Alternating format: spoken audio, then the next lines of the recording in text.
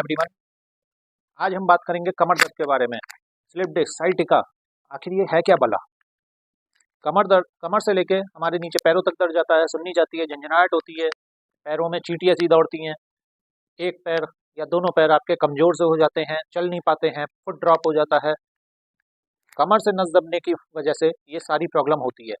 हम लोग गलत तरीके से झुकते हैं आगे या वजन उठा लेते हैं ऊपर, तो ये दिक्कत बन जाती है। गाड़ी से जा रहे हैं, कोई झटका आ गया, स्कूटर बाइक से गए, कहीं कोई गड्ढा आया, वो हमने ध्यान नहीं दिया अचानक से और उसमें झटका, कोई जर्क आ गया, तो हमारी स्लिप डिस्क हुई और हमें जो है दर्द होना शुरू हुआ। अगर हमने उसको उस समय तो क्योर कर लिया तो बहुत अच्छा, और अगर नहीं कर पा रहे हैं उसको क्योर, तो आने वाले समय में यह समस्या इतनी भीषण रूप ले लेती है कि आदमी अपना काम नहीं कर सकता, चल फिर नहीं सकता और दर्द के मारे बस हाय हाय करता रहता है।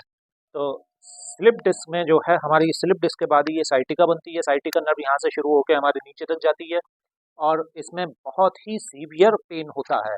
इतना सीवियर पेन होता है कि पेशेंट को जो है बिल्कुल आराम नहीं आता और दर्द के मारे बस वो चीखता रहता है। डॉक्टर कई बार उसे अस्पताल में एडमिट तक होना पड़ जाता है इसके चक्कर में, और उसे तमाम स्टेरॉइड वगैरह के इंजेक्शन लेता है, तब जाके उसको रिलीफ आता है।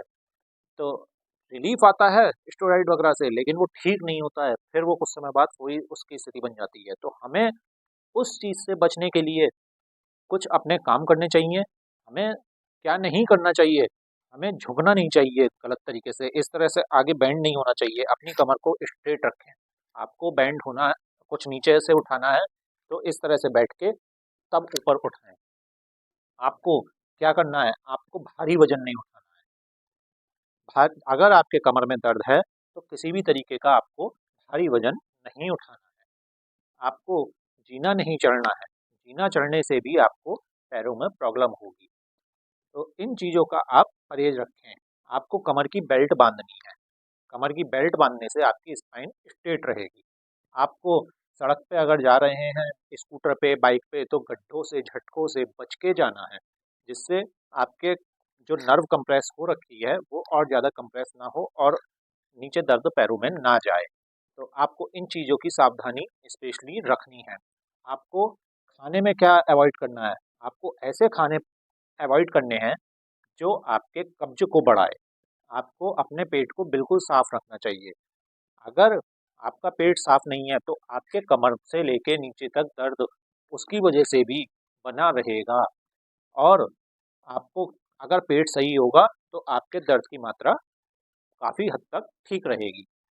पेट साफ करने के लिए अगर आपको कब्ज रह रहा है, और कई बार कब्ज जो है, हम साइटिका की ये जो दवाई खाते हैं, मेडिसिन खाते हैं, तो वो इतनी गर्म होती हैं कि वो हमारे पेट को अपसेट कर देती हैं और कब्ज हो जाता है। तो उसके लिए आप डेली रात को 2 अंजीर और 5-6 मुनक्का भीगी हुई वो दूध से खाएं। और दूध सूट नहीं करता है तो आप उसको गुनगुने पानी के साथ भी ले सकते हैं। तो उससे आपका पेट बिल्कुल क्लियर होगा और आपके कब्ज नहीं बनेगा। तो हम बात कर रहे थे साइटिका की। तो साइटिका में जो है, हमें इन चीज़ों का परहेज रखना चाहिए जो मैंने आपको बताई हैं। कमर की बेल्ट बांधनी चाहिए। आज हम आपको साइटिका के दर्द से, कमर दर्द से बचने के लिए, या फिर हो गई है आपको ये शिकायत, तो उसको दूर करने के लिए कुछ एक्सरसाइज बताने जा रहे हैं, जिससे आपको काफ़ी रिलीफ मिलेगा और एक समय बाद जाके आपकी साइटिका की प्रॉब्लम ठीक हो जाएगी। एक्सरसाइज के बाद आप वीडियो पे लगातार बने रहें।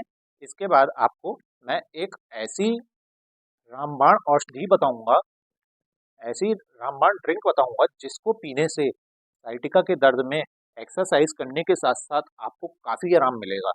तो आइए एक्सरसाइज शुरू करते हैं। सबसे पहले हमें अपने कोई भी एक्सरसाइज करने से पहले अपनी कमर की, अपनी थाइस की और अपनी काफ मसल्स की सिकाई कर लेनी चाहिए, जहाँ पे आपको दर्द सबसे ज़्यादा बना हुआ है। इसके बाद आपको क्या करना है, अपने पंजों को इस तरह से मूव करेंगे, चलाएंगे।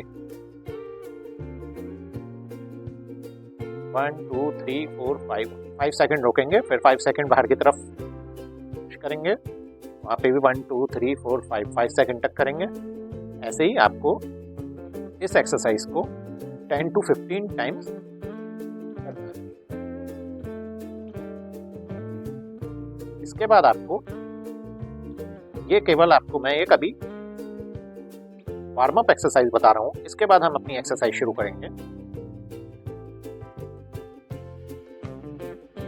इस तरह से हमें इसके करने से पैरों में सर्कुलेशन ठीक होगा। अब हमें सबसे पहली एक्सरसाइज क्या करनी है, अपने दोनों पैरों को इस तरह से मोड़ के और अपनी कमर को ऊपर उठाना है इस तरह से। 1 2 3 4 5, यहाँ एक गुड स्ट्रेच आएगा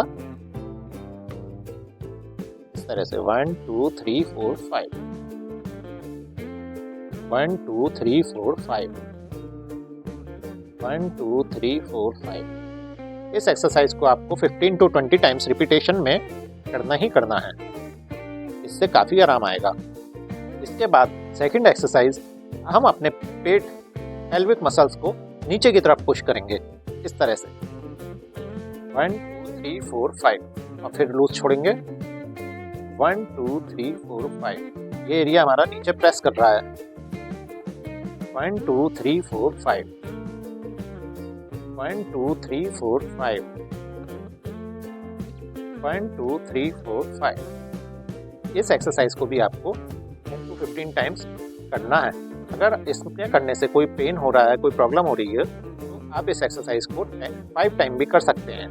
इसके बाद नेक्स्ट एक्सरसाइज आपको बताता हूँ। आपको एक पैर को अपने इस तरह से मोड़ के लाना है और इस तरह से स्ट्रेच करना है। इससे यहाँ पे एक गुड स्ट्रेच आएगा और छोड़ना है। अब दूसरा पैर 1 2 3 4 5, फिर अगेन 1 2 3 4 5, फिर अगेन 1 2 3 4 5, फिर अगेन 1 2 3 4 5। इस एक्सरसाइज को भी आपको 15 to 20 टाइम्स जो है रिपीटेशन में करनी है। इसके बाद अपने पैर को इतना सा ऊपर उठाएंगे और पीछे की तरफ पंजे को खींचेंगे और 2-3 सेकंड होल्ड करेंगे। 1 2, इसी तरह दूसरा पैर 1 2, 1 2, 1 2, 1 1 1 2। इस एक्सरसाइज को आपको जितना इजीली हो सके 10 to 15, 15 to 20 टाइम जो है रिपीटेशन में करनी है। अब नेक्स्ट एक्सरसाइज मैं आपको बताने जा रहा हूँ। आपको क्या करना है, आपको इस तरह से पोज बना लेना है अपना और अपने एक पैर को पीछे इस तरह से उठाएंगे, फिर वापस लाएंगे। दूसरा पैर उठाएंगे, फिर वापस लाएंगे। इस तरह से उठा के पीछे लेके जाएं सीधा, फिर वापस लाएं। इस तरह से अगर आपको इस एक्सरसाइज को करने में कोई पेन हो रहा है तो जोर जबरदस्ती ना करें, जितना हो इजीली हो सकता हो करें, इससे आपको काफी आराम मिलेगा। एक एक्सरसाइज इसमें हम अपने हाथ को भी इस तरह से कर सकते हैं। इस एक्सरसाइज को भी आपको 5 टाइम्स करना है। ध्यान रखें, इसे चौड़े बेड पे करें, पतले बेड पे ना करें, इससे स्लिप होने के चांसेस रहते हैं। मैं आपको केवल एक ही डेमो के तौर पे समझा रहा हूँ, करके दिखा रहा हूँ।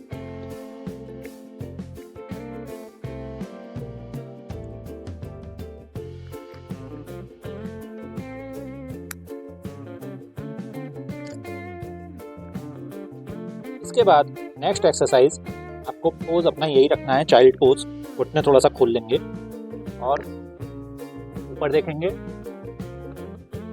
और इस तरह से नीचे देखेंगे। इसे कहते हैं cat and cow pose.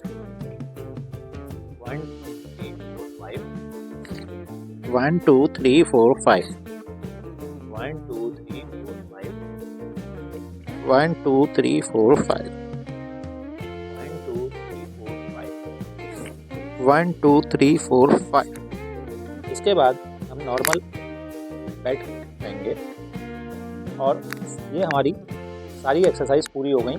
Exercise के बाद भी आपको अपना 5 से 10 मिनट तक हॉट वाटर बॉटल से सिकाई करनी है, जिससे आपके जो मसल्स में जो खिंचाव या एक्सरसाइज कराई है उससे मसल्स में काफ़ी आराम आ जाएगा। इसके बाद मैं आपको जो रेमेडी बताने वाला था, तो ध्यान करें